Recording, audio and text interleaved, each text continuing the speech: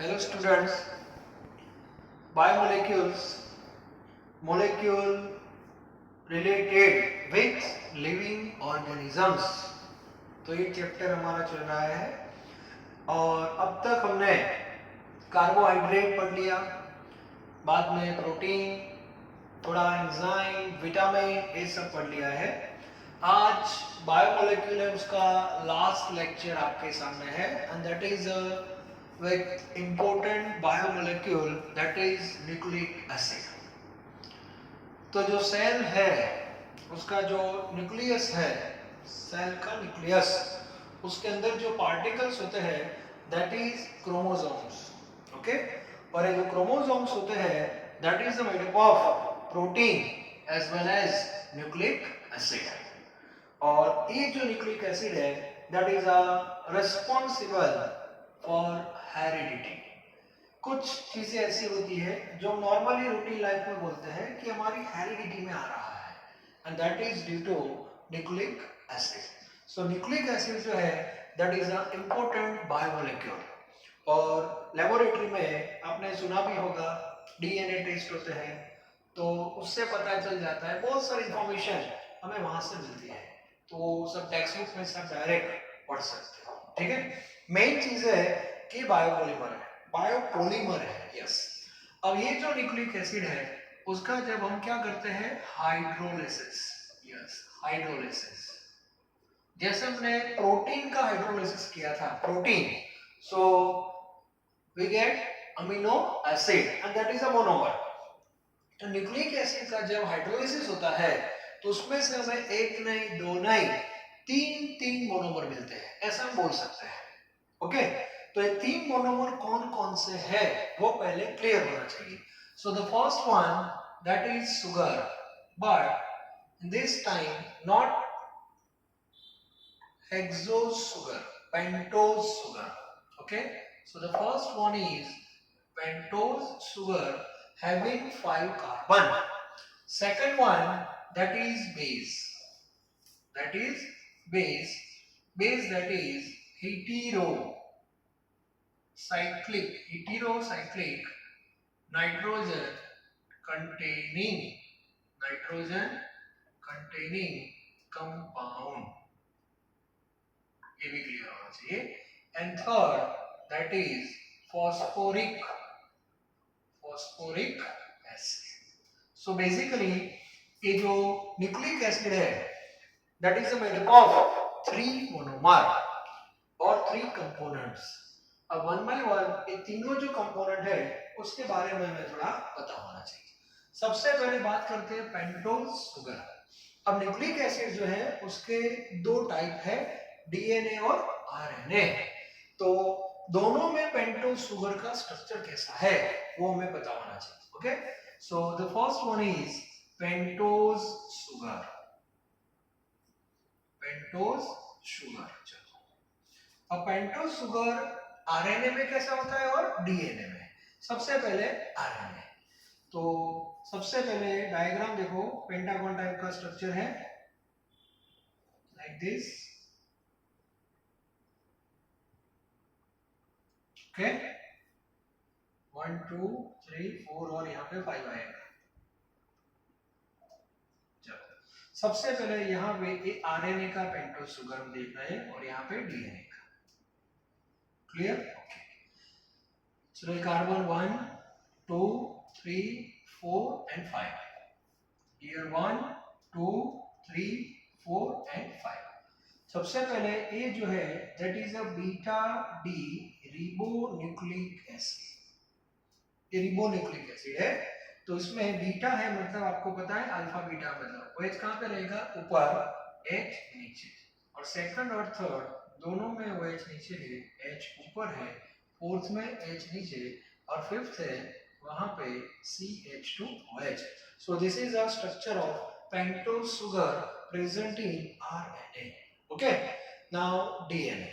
So minor change OH H। Second पे देखो नीचे OH है कि नहीं, तो उसमें से एक निकल गया, दैट इज ऑक्सीजन निकल गया, दैट इज डीऑक्सी। तो एक्चुअली ये क्या है, बीटा डी डीऑक्सी रिबो, ऐसा बोलते हैं डीऑक्सी मतलब ऑक्सीजन नहीं है, तो यहाँ भी H H then OH H H CH2OH, so this is DNA. Clear?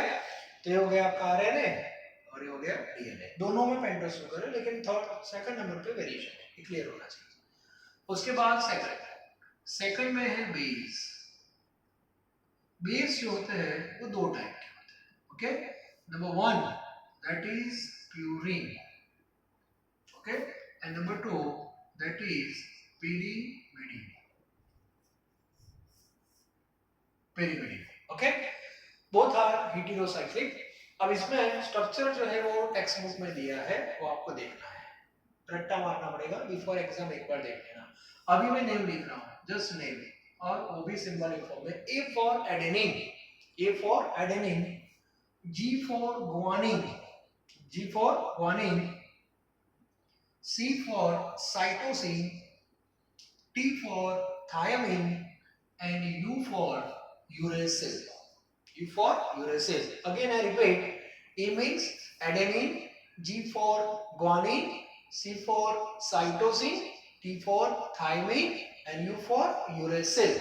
तो नॉर्मली हम जब डीएनए की बात करेंगे तो ये चार जो है वो डीएनए में होते हैं, डीएनए में होते हैं। आरएनए जो है उसमें एक ही चेंजेस है, ओके, और वो चेंजेस है U instead of T. It means thymine की जगह वहां पे यूरेसिल रहता है। तो हम जब पढ़ते थे तब एक सर हमारे थे, वो एक सेंटेंस बोलते थे, वहां से हमें थोड़ा याद रह जाता है। गुजराती में पूरा सेंटेंस है और इंग्लिश भी थोड़ा मिक्सअप किया है, ठीक है। तो गुजराती भी है, इंग्लिश भी है, देखो मिक्सअप किया था। PURE that is pure, yes, pure silver, A part English में है प्योर सिल्वर। उसके बाद थोड़ा गुजराती भी आपको पता होना चाहिए, that is PD, yes, PD means yellow, yes, yellow colour, yes, then taxi, yes. तो ए पार्ट इंग्लिश में लिखा है और ए पार्ट गुजराती में लिखा है, इन दोनों का कॉम्बिनेशन है। पढ़ते कैसे हैं? Pure silver PD taxi, yes, pure silver PD taxi. अब सर ये सब क्या है, देखो अभी प्योर का मीनिंग क्या हुआ? That is purine, yes, pure means purine, yes, purine. Chemistry में सिल्वर को क्या बोलते हैं? Silver, Ag, yes, Ag। So A for adenine and G for guanine, हो गया कि नहीं? तो प्यूरिन में दो आ गए आपके फिक्स हो गए, प्यूरिन बेस फिक्स हो गया, एडेनिन और guanine. PD means what? PD means what? PD means pyrimidine, yes.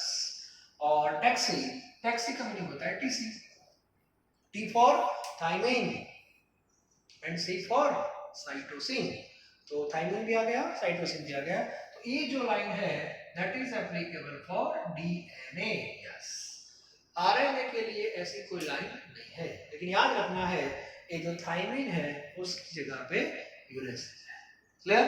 तो प्योर सिल्वर पीडी टैक्सी, ऐसा आप याद रख सकते हो। हम जब पढ़ते थे तब हमें सर ने बताया था, तब से आज तक मेरे दिमाग में घुस गया है, आप भी याद रख लेना, ठीक है। तो इस बेस पे बेस होता है। उसके बाद जो होता है थर्ड, ये पांचों का स्ट्रक्चर जो है वो लास्ट ईयर की जो स्टेट बोर्ड की बुक थी उसमें सिलेबस में नहीं था, मतलब वो अलग बॉक्स में रखा हुआ था, लेकिन अभी जो एनसीईआरटी की नई बुक आई है उसमें डाल दिया है, तो आपको याद रखना पड़ेगा, ओके, मतलब रटना पड़ेगा और कुछ नहीं है, लेकिन वो भूल जाओगे आप। सो बिफोर एग्जाम याद रख लेना, क्योंकि ये सब चीजें शॉर्ट टाइम मेमोरी में रहती है, ठीक है। अभी एक बार देख लेना। थर्ड जो है that is phosphoric acid. Phosphoric acid की फॉर्मूला सबको पता है, H3PO4। मेन फॉस्फेट आयन यहाँ पे यूज होगा, PO4-3। तो सबसे पहले ये जो तीनों कंपोनेंट है उसकी डिटेल आपके पास, इंडिविजुअल डिटेल आपके पास होनी चाहिए, ओके। अब हम उनको क्या करने वाले हैं? कनेक्ट करेंगे। अब कनेक्ट कैसे करते हैं वो देखो। जैसे हमने जब प्रोटीन पढ़ा था, प्रोटीन, तो उसमें हम दो अमीनो एसिड को कनेक्ट किया था, amino acid plus amino acid that is dipeptide, then tri tetra acid. तो यहाँ भी कुछ सीक्वेंस हम बनाने जा रहे हैं, तो सबसे पहले वो आपको पता होना चाहिए। अब सबसे पहले देखो क्या बनता है,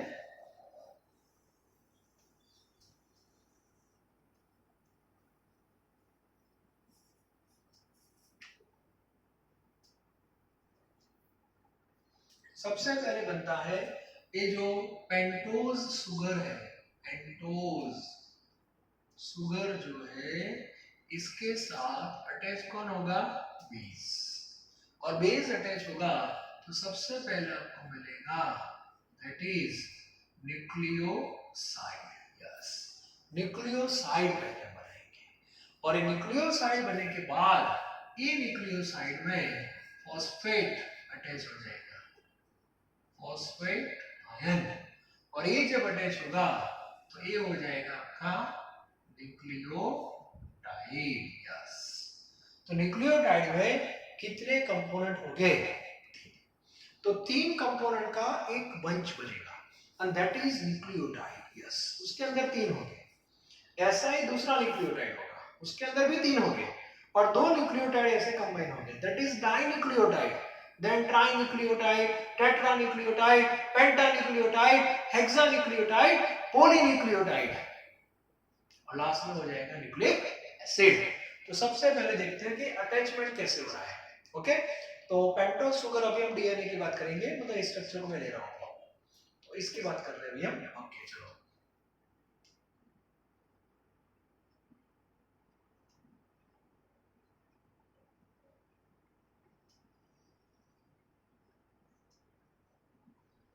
तो ये जो फर्स्ट लिखते थे हम, सेकंड, थर्ड, फोर्थ और फिफ्थ, यहाँ पे आप क्या लिखते थे, OH H H OH, DNA है ना, ओके यस, यहाँ पे CH2H।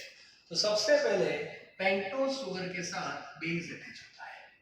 अब बेस कहाँ पे अटैच होता है, तो फर्स्ट नंबर का जो कार्बन है यहाँ पे, OH यहाँ से निकल जाएगा और यहाँ पे हो जाएगा बेस।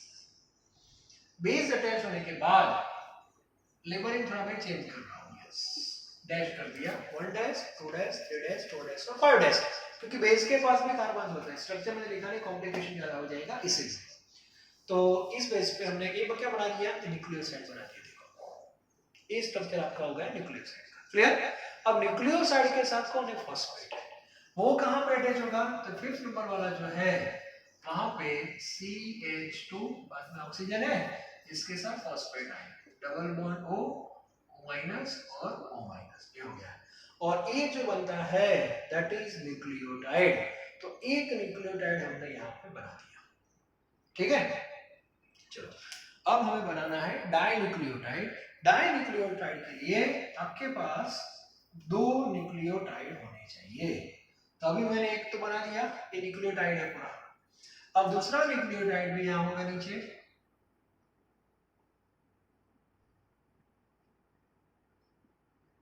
सेकंड जो न्यूक्लियोटाइड, यहाँ भी कौन होगा, बेस ही होगा। यहाँ पे H 1 dash, 2 dash, H H OH H 3 dash है, 4 डैश H 5, यहाँ पे कौन था, CH2O H था ना, H O H गया, मतलब यहाँ पे B E था। ओके, तो A भी न्यूक्लियोटाइड, A भी न्यूक्लियोटाइड, ये दोनों को कंबाइन करना है बस, और ये कॉम्बिनेशन में जो बॉन्ड बनने वाला है that is phosphodiester bond, phosphodiester bond. अब कैसे बनता है वो देखते हैं, ठीक है। फॉस्फो डाई एस्टर, चलो उसको भी निकाल दे रहा हूं, और ये बॉन्ड बनता है, ऊपर वाला जो न्यूक्लियोटाइड है उसका 3 डैश A कार्बन, और नीचे वाला जो है उसका 5 डैश, इन दोनों के बीच में। अब कैसे बनता है वो देखो, चलो निकाल देता हूं अभी यहाँ से। फिफ्थ है, यहाँ पे CH2 OH यहाँ से गया, याद रखना 3 डैश, इसके साथ ऑक्सीजन, उसके बाद फास्फोरस, डबल बॉन्ड O और यहाँ पे O माइनस, ये बॉन्डिंग हो जाता है यहाँ पे। और ये जो लिंकेज बना that is phosphodiester linkage between 3 dash and 5 dash, इन दोनों के बीच में बनता है।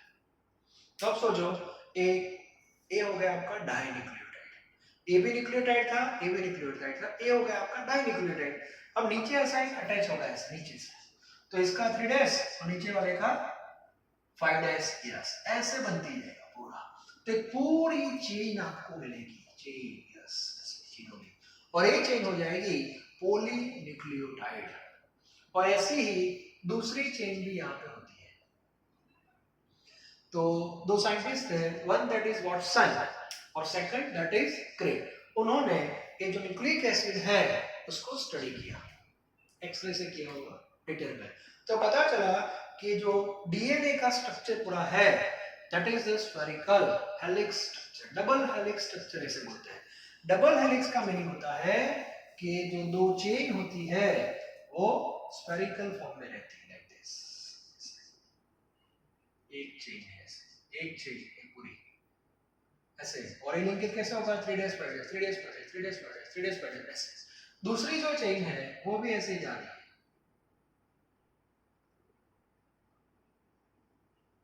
ऐसे मेरा डायग्राम इतना अच्छा नहीं है, हाँ ठीक है। और ये फर्स्ट चेन हो गई और बाजू में से दूसरी चेन होगी कि नहीं, और इसका बेस दोनों कनेक्ट हो गए, मतलब यहाँ पे बेस है वो भी यहाँ पे कनेक्ट होता है। आप बोलोगे सर बेस कैसे कनेक्ट, मतलब ये वन टाइप ऑफ स्टेयरकेस जैसा होगा, सीढ़ी बोलते हैं ना वैसे स्टेयरकेस, हाँ तो इस टाइप का हो गया। और इसमें जो स्टेयरकेस रहते हैं that is made up of base, that is made up of base. और कनेक्शन कैसा होता है, मान लो कि एक चेन का ए है बेस का, तो सामने वाले का टी होगा, इसका सपोज आपका जी है तो सामने वाले का सी होगा। और इन दोनों के बीच में पुरानी बुक में था ए और डी के बीच में 2 एच बॉन्ड होते हैं और जी और सी में 3 एच बॉन्ड होते हैं, ठीक है। तो ए भी एक कंडीशन है, एटी और जीसी आपको याद रखना है। मतलब कैसे बनता है वो वाटसन और क्रिक ने मॉडल दिया था। तो इस बेस पे डीएनए का पूरा स्ट्रक्चर है। आरएनए जो है मतलब इसके दो स्ट्रक्चर होते हैं, प्राइमरी भी होता है सेकेंडरी भी होता है। आरएनए के 3 फॉर्म है, आरएनए 3 फॉर्म में होता है, वन दैट इज एमआरएनए, कुछ मैसेंजर आरएनए से बोलते हैं, स्मॉल आरएनए भी होता है और एक टीआरएनए भी होता है। ऐसे 3 टाइप के आरएनए के स्ट्रक्चर है, टेक्स्ट बुक में दिए नहीं है, बस आरएनए 3 टाइप के होते हैं। मतलब आरएनए डीएनए को मिलके सब कुछ वर्क करते होंगे, मुझे पता नहीं क्या वर्क करते होंगे, तो डॉक्टर को सब पता होगा और बी ग्रुप वाले आपको ज्यादा पता होगा, डिटेल में आपने पढ़ा होगा। तो अभी तो हमें इतना ही पढ़ना है कि बस nucleic acid is exactly made up of what, yes. तो बेसिकली कंटेन 3 कंपोनेंट, एक क्लियर होना चाहिए। न्यूक्लियोसाइड किसको बोलते हैं, न्यूक्लियोटाइड किसको बोलते हैं, कौन कहाँ पे अटैच होता है वो क्लियर होना चाहिए, चेन कैसे बनती है, दो चेन के बीच में रिलेशन कैसा है वो क्लियर होना चाहिए, बेस का कनेक्शन कैसा होता है, प्यूरिन क्या है, pyrimidine क्या है, ए जी सी टी, तो ये सब पॉइंट्स आपको पता होने चाहिए। और इसमें फॉस्फोडाइएस्टर लिंकेज रहता है, जैसे कार्बोहाइड्रेट में ग्लाइकोसिडिक था, प्रोटीन में आई थिंक पेप्टाइड था, यस, तो यहाँ पे फॉस्फोडाइएस्टर रहता है। और बाद में उसके एप्लीकेशन और इम्पोर्टेंट और nucleic acid in our body, तो उसके बारे में ज्यादा मुझे बताने की जरूरत नहीं, बहुत सारी इंफॉर्मेशन ऑलरेडी आपके पास है, बस एक बार थॉरली पढ़ लेना, ठीक है। और एक लास्ट टॉपिक है दैट इज हार्मोन्स, वो भी आपने पढ़ा हुआ है अप टू 10 स्टैंडर्ड, हमारी बॉडी में कौन कौन से हार्मोन्स होते हैं, and that is also important, okay. कुछ हार्मोन्स है वो मेल में होते हैं, कुछ फीमेल में होते हैं, सबका क्या क्या इंपॉर्टेंस है वो आपको पता है, और वो हार्मोन कहाँ से मतलब निकलते हैं, तो इस सब जो इंफॉर्मेशन है that is given in our textbook, और वो भी लास्ट पैराग्राफ में होगी। और मैंने आपको आगे भी बताया था कि नॉर्मल स्टूडेंट फर्स्ट और लास्ट पेज को ज्यादातर स्किप करते हैं, और बोर्ड के एग्जाम में नहीं, जेईई नीट में भी क्वेश्चन वहां से निकलते हैं। तो एक बार अच्छी तरह पढ़ लेना, ठीक है, पढ़ने के बेस पे ही आपको जाना है, तो इतना तो आप कर सकते हो। तो ये हमारा जो बायोमोलेक्यूल्स है चैप्टर वो यहाँ पे कंप्लीट हो रहा है। Thank you very very much.